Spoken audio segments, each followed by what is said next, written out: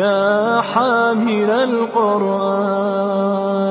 قد خصك الرحمن بالفضل والتيجان والروح والريحان، يا حامل القرآن.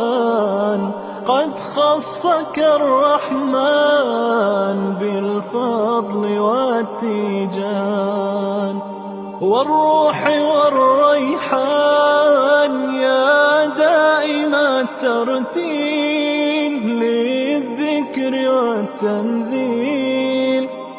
بشراك يوم رحيل ستفوز بالغفران، يا قارئ الآيات في الجمع والخلوات.